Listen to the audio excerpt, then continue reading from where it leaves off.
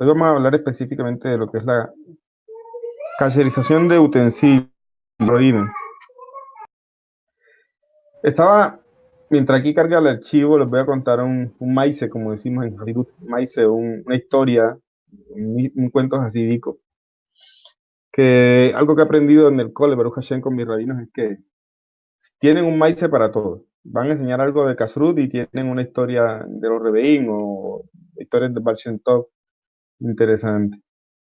Hace un momento hablaba con mi amigo Rabino Yohanan de Ecuador y me compartía un maíz hablando, porque le estaba consultando algo de Tarubot, de lo que estoy estudiando.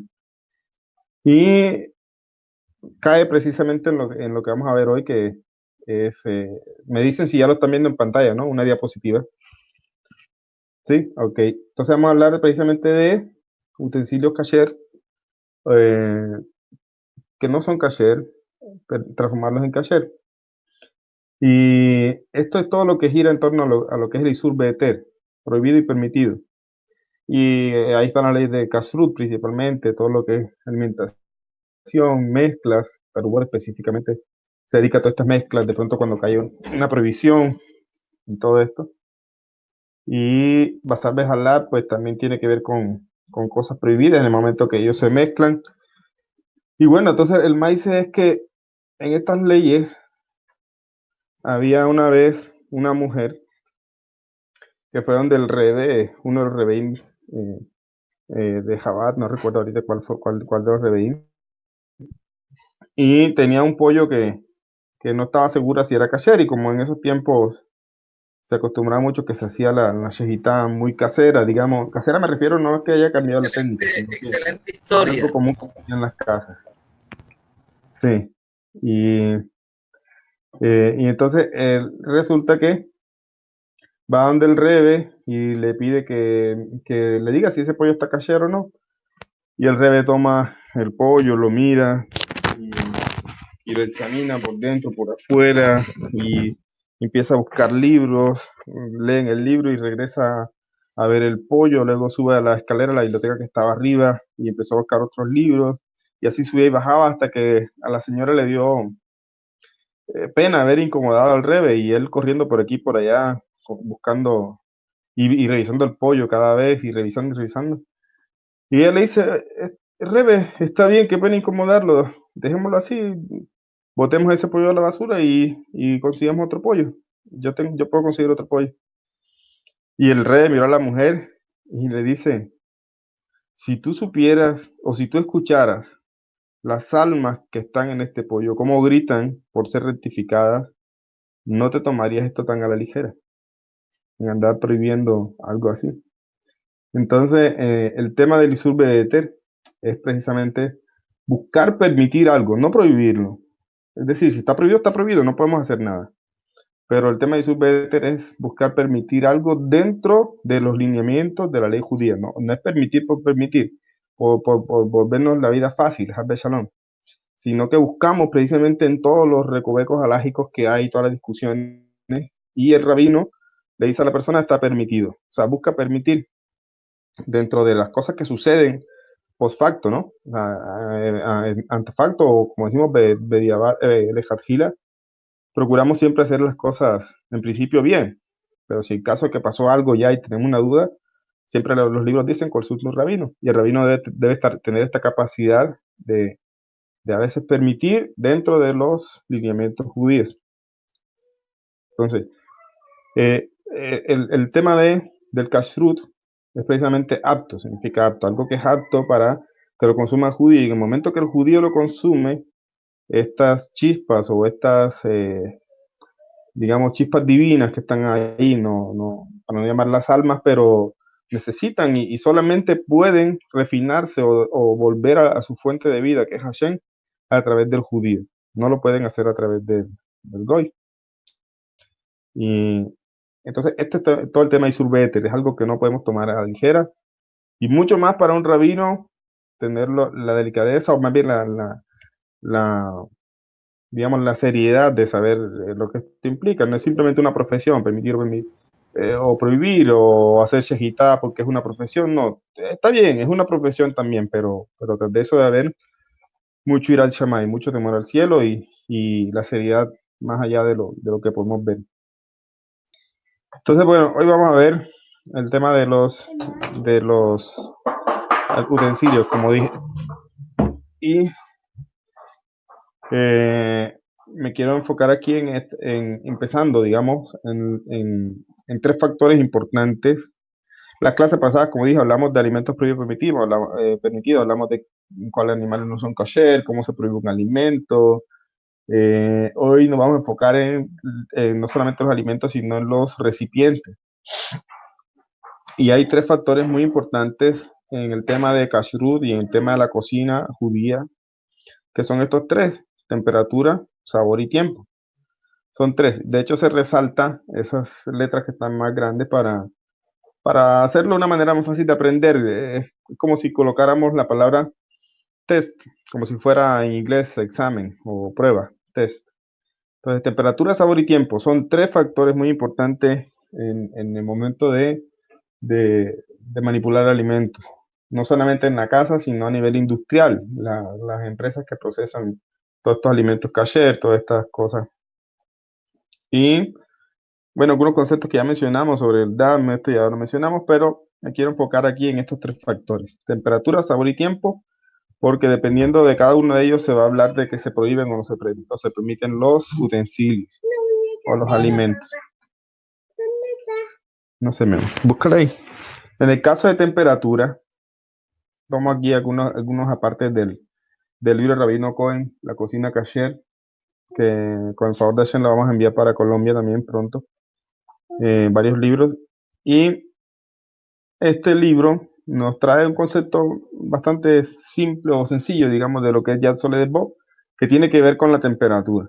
Yad Soledet Bo es el grado de temperatura en el que la persona no soporta ese calor en su mano, es decir, retira la mano. Es como si tuviéramos una olla, no directamente la estufa, pero se bajó de la estufa y esta persona no puede tocar la olla, retira la mano. Yad significa mano. Eso se llama ya una temperatura de cocción según la halajá. Ese es Yad Soledet Bo, que oscila entre 43 y 49 grados centígrados. Generalmente decimos 45 grados centígrados. Esa es la temperatura de cocción según la halajá. Según la halajá. Porque si vamos de pronto en la cocina, no se cocina propiamente un alimento en 45 grados. Es algo todavía a una temperatura bastante baja. Y de pronto llega a cocinarse después de mucho tiempo. Pero según la halajá, ya a esto se le denomina cocción. Y es importante saberlo porque la cocción, como lo dice aquí, provoca el paso de gustos de un lado a otro. ¿Cómo así que de un lado a otro? Es decir, de el alimento a la olla, al recipiente que lo contiene. En el momento que se está cocinando el alimento, ya hay y esta temperatura de ya de Bo, ya hay un traspaso de gustos del alimento a la pared de la olla, y este alimento en la olla, perdón, este gusto en la olla queda retenido en las paredes o absorbido. Y se absorbe solamente en caliente. Por eso es importante el factor de la temperatura. Y en ese caso, para permitir o prohibir algo, hay que mirar varios factores, como dónde está la fuente de calor, arriba, abajo, el ISUR. Esto es importante porque la persona, al momento de consultar a un rabino, también debe saber preguntar, porque el rabino le va a hacer preguntas. Entonces la persona también debe saber preguntar con todos los detalles, decir, tenía la olla así, tenía una olla, una carne fría, y le cayó un chorro de leche caliente hirviendo, o lo contrario, tenía leche caliente y cayó la carne fría dentro de la leche. Es decir, son situaciones accidentales, ¿no? Pero, alágicamente, en todo el tema de Isur BT, por lo menos en Basar Bejalab, se va a diferenciar en estos casos accidentales si se puede permitir o prohibir, o cómo se permite, haciendo que va a depender de dónde está la fuente de calor, si está arriba o está abajo. ¿Qué significa esto? Por ejemplo, en el caso, estoy diciendo, si yo tengo una leche caliente o perdón, una carne fría, y le arrojo desde un Keli Rishon, un primer recipiente, que eso es lo que dice aquí, hay que mirar si es primer recipiente, segundo recipiente, una leche sobre esa carne, esa leche hirviendo, va a prohibir la carne que dé clipa, o sea, solamente la superficie. la superficie y hay que quitarlo. Y, el caso contrario es si la leche es la que está caliente y la carne cayó dentro de la leche, y ahí se prohíbe todo porque es un caso más riguroso. Entonces, esto es solamente para tener una idea de que va a depender de muchos factores, de qué recipiente, qué li es recipiente, se está sucediendo este caso. Si un Kelly Rishon, o sea, un Kelly primero, de saber donde se cocina, que se pone sobre la estufa donde generalmente cocinamos los alimentos, o un Kelly Sheni, que es un segundo recipiente, que es donde se sirven los alimentos, o no son alimentos propiamente perdón, no son utensilios donde propiamente se cocinan los alimentos. El resumen de aquí lo que quiero decir es que cuando hay temperatura, cuando hay calor, a una temperatura mayor de 45 grados, o lo que se llama alágicamente Yad Sole de Bo, hay un traspaso de gustos de un lugar a otro, o sea, de la olla al recipiente o del recipiente, perdón, de la olla al alimento o del alimento a la olla. Y se debe saber todas estas cosas para que en caso que pase algo se consulte a un rabino. O en el caso si se tocan en frío, es otro caso. Entonces son cosas que hay que tener en cuenta con respecto a la temperatura. Una cosa es caliente, otra cosa es frío. Em, otro punto importante es el sabor. El sabor que en hebreo le llamamos ta'am. Referente al sabor, encontramos otro aspecto muy interesante, muy importante. Ya dijimos que en temperatura hay traspaso de gustos o sabor, diríamos. Y tenemos algunas leyes específicas con respecto al sabor o al gusto o al ta'am, y se centran en un concepto que se llama ta'am keikar, o sea, como el gusto o el sabor básico o el sabor importante, por decirlo así. Y hay discusión entre los jajamín sobre si el gusto es como la prohibición misma, es decir, un ejemplo es que yo tenga, digamos, un caldo de carne sin carne, es decir, ya yo saqué la carne. Si se dijera que el gusto no es como la prohibición, entonces yo podría comerme este caldo de carne sin comerme la carne y después comer leche. Porque estoy diciendo, no me estoy comiendo la carne, que es la prohibición de que tenemos que esperar 6 horas y eso. Pero como la halajá quedó, de que, o sea, los hajamí dijeron que el gusto es como la prohibición misma o como, como la pieza misma. Entonces, aunque yo no tenga presente la carne en una cocción, pero está presente su sabor, es como si estuviera presente la carne. Entonces, es como si estuviera presente la carne misma. En otras palabras, carne y leche está prohibido mezclar, ¿cierto? Carne y leche sabemos, ya hemos compartido algunas cosas, que está prohibido mezclar carne y leche. Ahora, la pregunta sería, ¿está prohibido mezclar el gusto de carne con el gusto de la leche? La respuesta es que sí, porque aquí dice, tiene el mismo din que la sustancia misma. En el momento que yo mezcle los gustos, la prohibición de la Torah es mezclar carne y leche. Pero aquí se aprende que incluso mezclar los sabores está prohibido. Es como si mezclara carne y leche. ¿Por qué viene a traer esto aquí? Porque el tema es lo que estamos hablando. Si yo tengo una olla donde cocino carne, entonces esta olla ya tiene un gusto absorbido de carne dentro de sus paredes. Dentro de sus paredes está absorbido un gusto de carne. Y en el momento que se cocina un lácteo en esa olla, yo estoy mezclando los sabores. El sabor del lácteo y el sabor de las paredes, que era cárnico, y entonces esa olla se va a prohibir porque estoy mezclando carne y leche. A eso se refiere todo este tema aquí del tanque y car de Oraita. Tanque y car, el gusto es como la prohibición misma, como el objeto mismo, como la pieza misma. Otro ejemplo, otro ejemplo. Estoy cocinando carne kasher y cayó un pedazo de carne taref, digamos un pedazo de carne de chancho, como dicen, de cerdo. Y yo saqué esa pieza taref de ahí. La saqué. Pero como es una cocción, queda el pan, queda el gusto. Entonces ahí se considera que aunque yo saqué esa pieza, es como si estuviera ahí dentro la porción taref. Entonces el gusto de la mezcla o la sustancia prohibida es como la sustancia misma. Las preguntas relacionadas con los sabores no kasher absorbidos por los recipientes kasherim, o bien derrames o salpicaduras de leche o carne, son las preguntas más frecuentes consultadas con el rabino, porque esto realmente tiene un desglose de casos en que hay que mirar, como dije, si hay salpicaduras, hay que mirar dónde cayó la salpicadura, qué tanto la salpicadura, cuál era el recipiente, si estaba sobre el fuego o no estaba sobre el fuego, o los derrames entonces, eso va a depender de muchas cosas y por eso estas cosas ya se dejan a consulta rabínica. Lo que debemos saber es que igual está prohibido mezclar los gustos, incluso los gustos, los sabores. Algunas reglas de kashrut tenemos, estoy resumiendo algunas cosas, es un shiur general, digamos. Eh, encontramos otras reglas, como las reglas de la mayoría. Igual me pueden hacer preguntas hasta dónde vamos.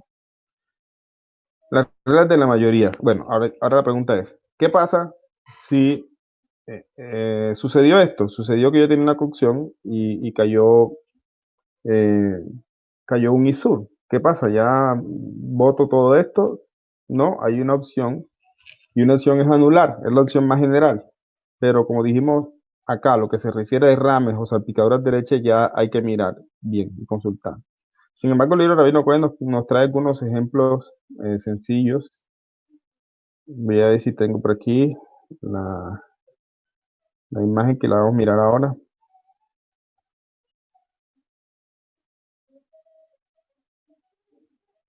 Aquí, por ejemplo. El rabino que lo está poniendo de manera bastante sencilla. Está diciendo una olla que está cocinando carne y cayeron salpicaduras de leche.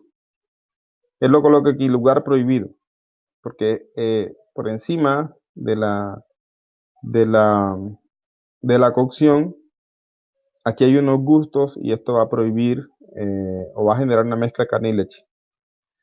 Entonces, por eso decía que y si cae por debajo, hay quien dice el Shulchan Aruch, que si cae por debajo de la cocción, estas gotas de leche que aunque cayeron afuera, pasan hacia adentro.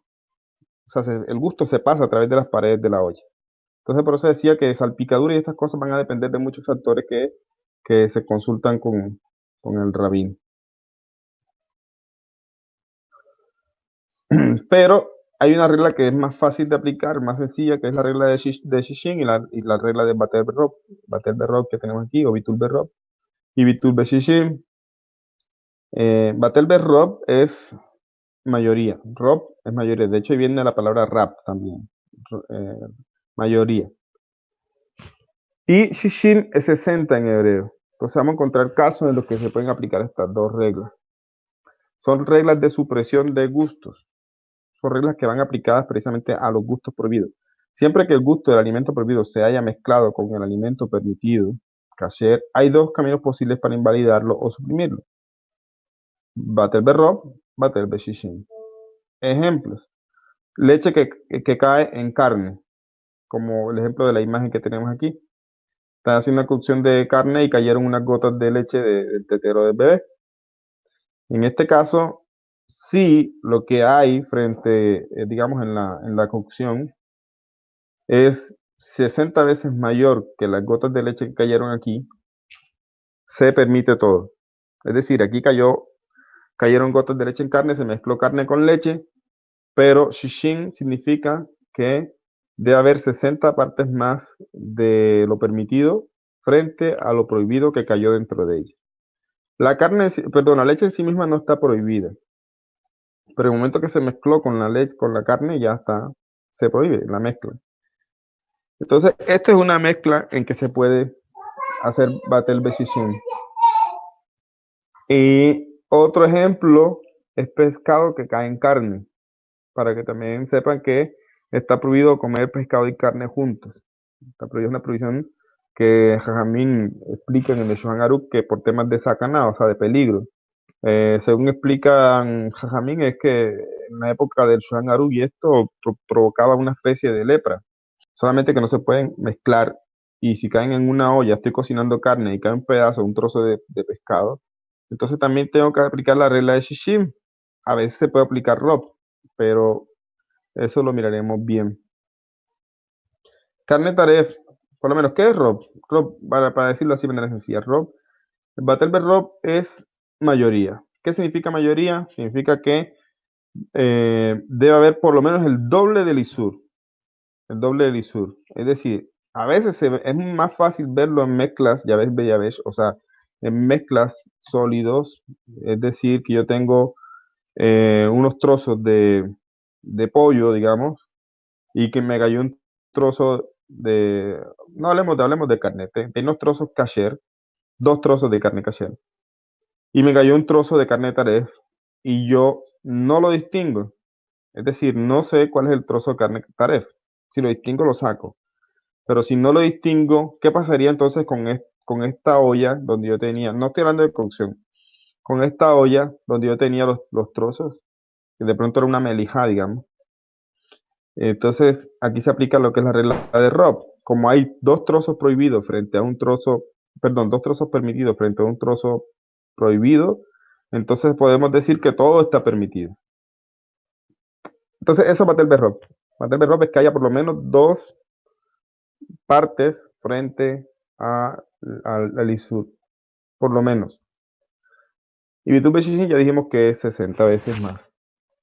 Va a depender de muchas cosas, va a depender de qué tipo de mezcla, va a depender de diferentes cosas. También tenemos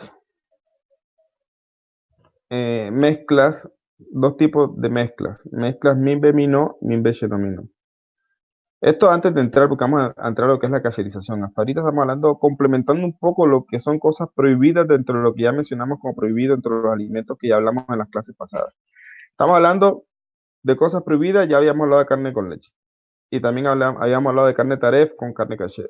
Entonces, ahora estamos hablando de la forma para anularlo, digamos, para suprimirlo en caso de que ya pasó. No en un principio, en caso que ya pasó, que ya sucedió. Y en ese orden de ideas también vamos a encontrar que vamos a tener dos tipos de mezclas, Minbe-Minot y Minbe-Shenomino. En otras palabras, mezclas de la misma especie y mezclas que no son de la misma especie, de diferentes sabores también. Entonces, Minbe-Minot tenemos vino con vino, son de la misma especie, pero es un vino taref con un vino kasher, o sea, un vino eh, taref, o sea, no, un vino que no es kasher, se mezcló con un vino kasher. Ambos son vinos, son mezclas de la misma especie, entonces hay que mirar cómo se anula o cómo se puede proceder. También tenemos el caso de agua permitida con agua prohibida. ¿Sabían que hay agua que está prohibida? Un agua que esté prohibida, por ejemplo, ¿cuál sería?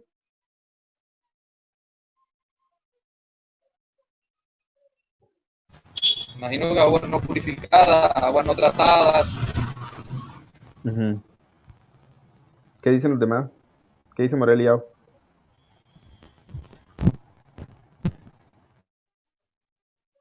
Un agua que de pronto fue consagrada a Bodazara. Ya, un agua que también de mucha gente acostumbra que a su ídolo, a su Bodazara le pone agua. Esta agua es prohibida. Ya. Y también encontramos agua permitida. Entonces, estamos hablando de mezcla de dos especies. No estoy diciendo que se anulen, ojo, no estoy diciendo que estas cosas se anulen en Shishin. Estoy diciendo que son mezclas o ejemplos de mezclas Minbe-Minot. Por en el caso por lo menos de un vino que es Yair Nesef, que también es un vino consagrado a Bodazara, si cae dentro de otro vino, incluso que haya 1000 partes del vino kasher frente al vino taref, no se anula. Es decir, decimos nosotros, vino Yair Nesef, lo mebatel afilu beelef. Así decimos. El vino consagrado Bazará no se anula nunca, ni siquiera en 1000, ni siquiera en 1000 se anula. Un ejemplo de este vino, pues, hay mucha gente que va a veces a los supermercados y encuentra vino de consagrar o vino para, vino pues, de iglesias, todas estas cosas. Entonces, ese vino es Jaines, no se va a anular nunca si cae en otro vino. Lo que estamos hablando aquí es que son mezclas de Minbe Minot, son del mismo gusto. Entonces, esos son ejemplos de mezclas Minbe-Minot. También decía el ejemplo de leche con leche, o sea, leche de camella, el camello o la camella no es kasher, y todo lo que venga de un animal que no es kasher está prohibido. Entonces, esta leche, si se mezcla con leche de vaca, va a haber un problema. una mezcla min be mi no, una mezcla de algo prohibido con algo permitido. Son mezclas de la misma especie.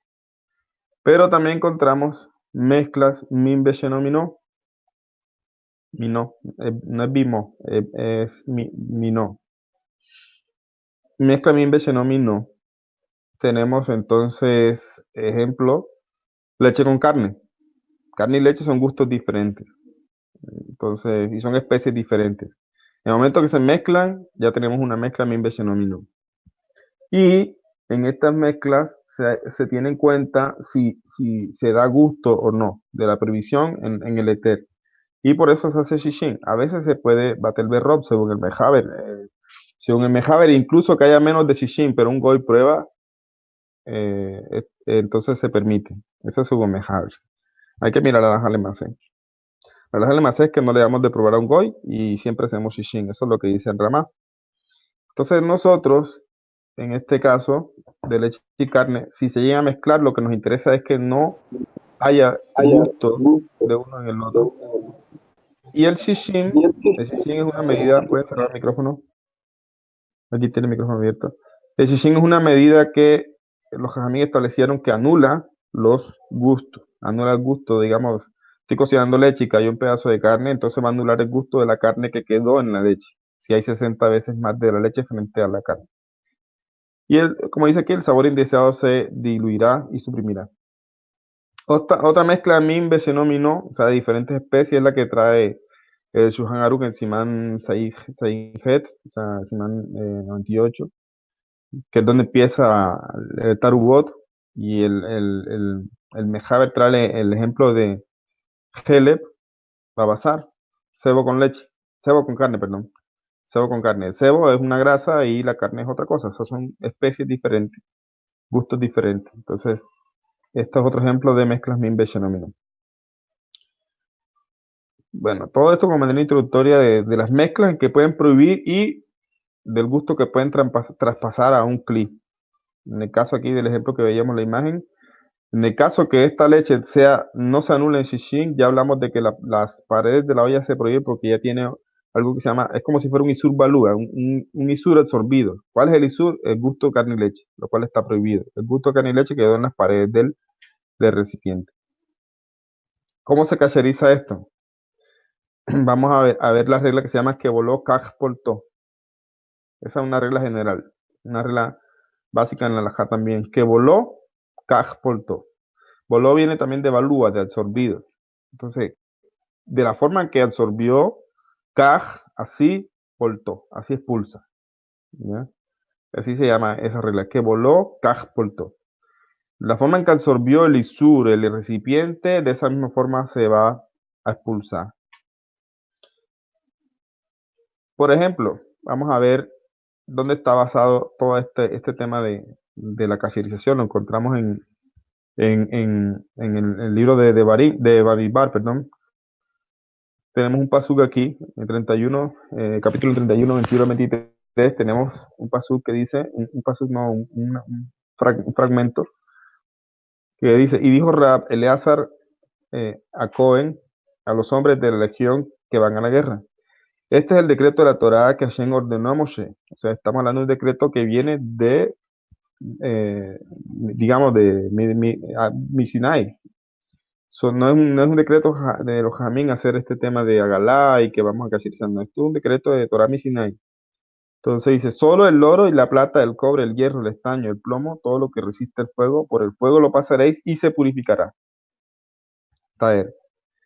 No obstante, en las aguas de purificación debe ser purificado, y todo lo que no resiste el fuego lo pasaréis por el agua. Esto es respecto a la guerra de Midian. Encontramos, esto se refiere a la guerra de Midian. Aquí tengo aquí. Fueron entregados a los judíos estos pesuquín, estos párrafos, esta ordenanza fue entregada a los judíos después que derrotaron a la nación de Midian. Y entre el botín de la guerra se encontraban los clean utensilios de los midianitas. O sea, fue parte del botín. Ahora, ¿qué pasó? Que ya estos utensilios pasaban a ser de los judíos, del Israel. Un segundo. Entonces, Ahora, ahí tenemos varias cosas. Uno, tenemos utensilios que se sirvieron para los midianitas, donde ellos hacían sus comidas, comían carne que no era taref y eran de metal y fueron usados con cosas prohibidas.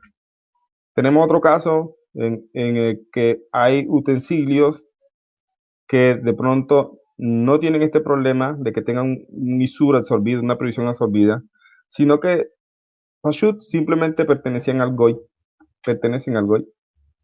Y en ese caso, eh, también hay que hacer un proceso para hacer ese traspaso de una pertenencia, digamos, de recipiente específicamente del Goy al Yehudí. Y entonces hablamos de dos cosas. Tevilat Kelim y de purgar el Isur o sacar el Beliá, el gusto prohibido, el gusto absorbido. Purgar el Isur es la operación que se realiza por medio del Ibún o de Agalá. Tenemos dos formas de cacherizar. Cuando hablamos de cacherizar, hablamos es de algo que tenía una prohibición absorbida o un utensilio que se prohibió, ya sea porque absorbió un Isur. Entonces tenemos dos formas, haciendo Libún o haciendo Agala. ¿De qué va a depender eso? Va a depender de qué voló Kajpoltó. Va a depender de cómo se prohibió. Tenemos entonces aquí un ejemplo claro. Por ejemplo, una parrilla de asar o hornear, un grill, etcétera. ¿Cómo se prohibió o para qué se utiliza eso? Para asar, ¿cierto? Se utiliza para asar y esto significa que en el caso que se prohibió sobre el fuego directo. Entonces, en este caso, él absorbió un isur sobre el fuego directo. Entonces, así voló, así absorbió el isur. ¿Cómo lo va a expulsar? Precisamente con fuego directo. ¿Qué voló? ¿Qué exportó? Como absorbió, va a expulsar. Y siempre se utiliza fuego directo para cacherizarlo. Estas cosas que se utilizan sobre o con fuego directo y se prohíben con fuego directo deben cacherizarse con fuego directo. Pero Jajamín hacen una diferencia si se prohibió porque absorbió taref o absorbió gusto contrario, por lo menos si absorbió carne con leche. Entonces, si es algo que absorbió taref, algo que no es kasher, entonces se va a hacer un libun hamur. Esto se llama un blanqueamiento riguroso, por decirlo así. Blanqueamiento es, entre comillas, entiéndase blanqueamiento como poner el utensilio a rojo vivo, y eso le llama blanqueamiento, hasta que saca chispas, dice el Lajá. Y encontramos un libun cal, es como un blanqueamiento liviano, que puede quemar una paja, si se le acerca una pajita al utensilio que está caliente, lo puede quemar.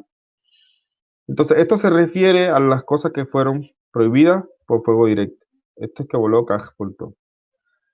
Pero, ¿qué va a pasar con utensilios como cacerolas, ollas o sartenes?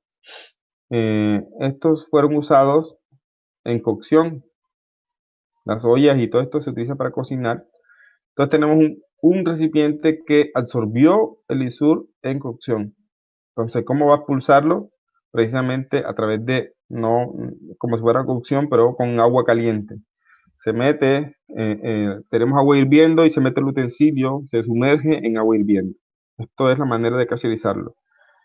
También se recomienda esperar 24 horas como una manera de que el gusto se considere defectuoso, que a las 24 horas ya el gusto no sabe igual que dentro de las 24 horas. Yo cociné una carne en una olla y bueno, se prohibió esta olla ahora, pero como la carne la olla la utilicé hace 2, 3 horas, entonces eh, todavía está muy, muy vivo, muy, muy fresco, digamos, aquí, así el gusto que está dentro de las paredes de la olla.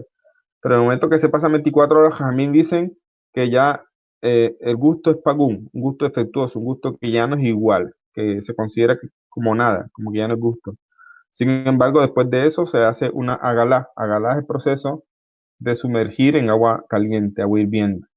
No caliente solamente, hirviendo, agua hirviendo. Y generalmente que esté sobre la fuente de calor.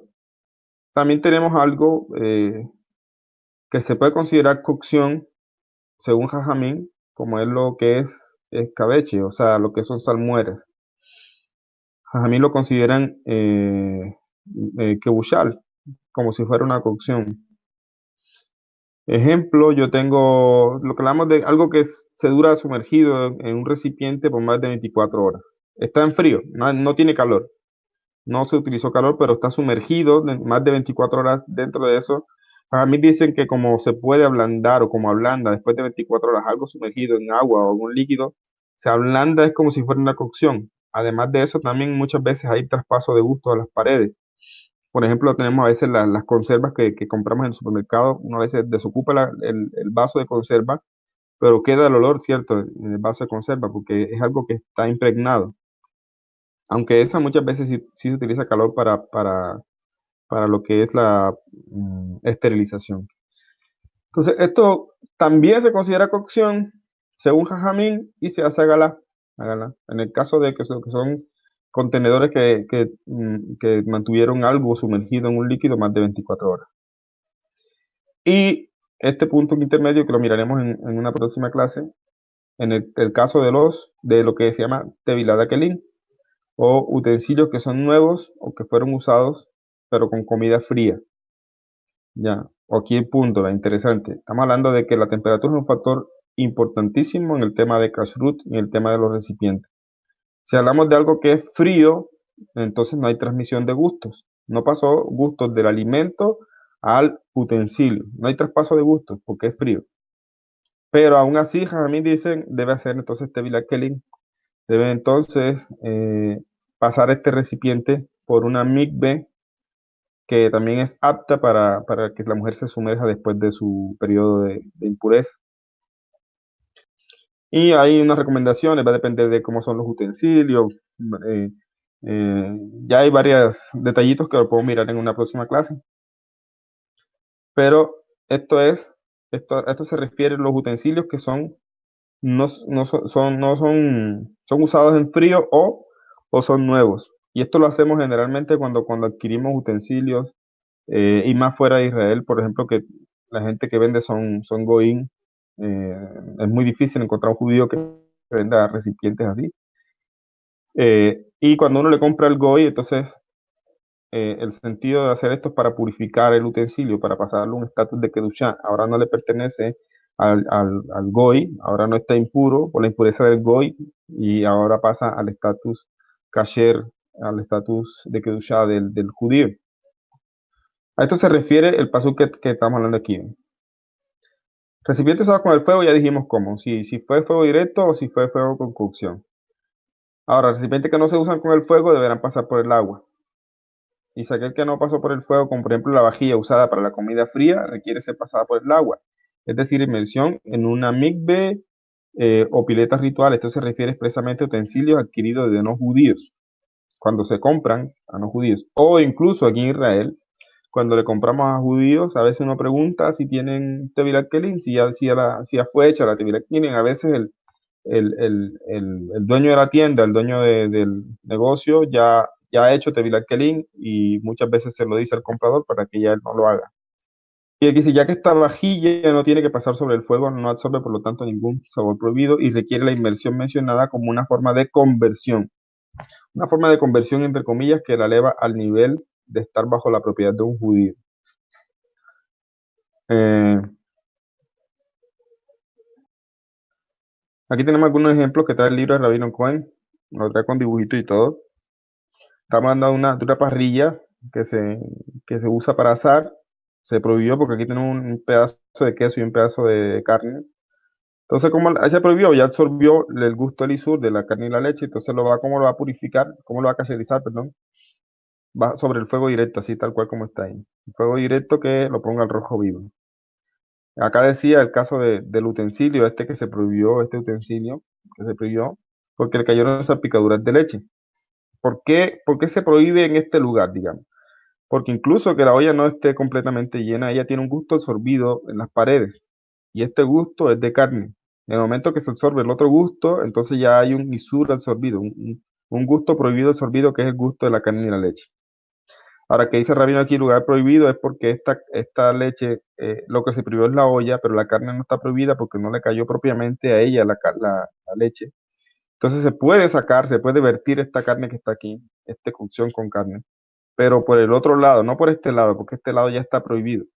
Está prohibido porque absorbió ahora un lácteo. Y cuando caen por debajo, cuando están caen en la misma cocción, dice Jajamín que entonces las gotas traspasan la pared de la olla y es como si se anularan o se encontraran con la carne que está dentro. Entonces hay que mirar si tiene shishin la cocción frente a la gota que cayó. Entonces va a depender dónde cayó la gota. ¿Dónde cayó la gota? Si cayó arriba del nivel de cocción o si cayó debajo del nivel de cocción. Y esto va a depender muchas consideraciones alárgicas. Aquí pues está hablando lo que es la Tevilat Kelim, inversión de los recipientes o vasijas o utensilios de cocina en un mikve o bañera. Y ello eleva el Keli utensilio de un estado de tumá, de impureza, a un estado de kedushá. Entonces, vamos a dejar aquí en este punto y quisiera escuchar comentarios o preguntas sobre lo que hemos hablado. Y ahí seguimos. La próxima clase creo que vamos a hablar un poco más en detalle del tema de la galá, cómo se hace. También vamos a hablar un poquitico de los materiales, de los utensilios, ya qué utensilios se pueden caserizar, qué utensilios no se pueden caserizar. Entonces vamos ya ahí entrando un poquito más en el tema de los utensilios de la galá.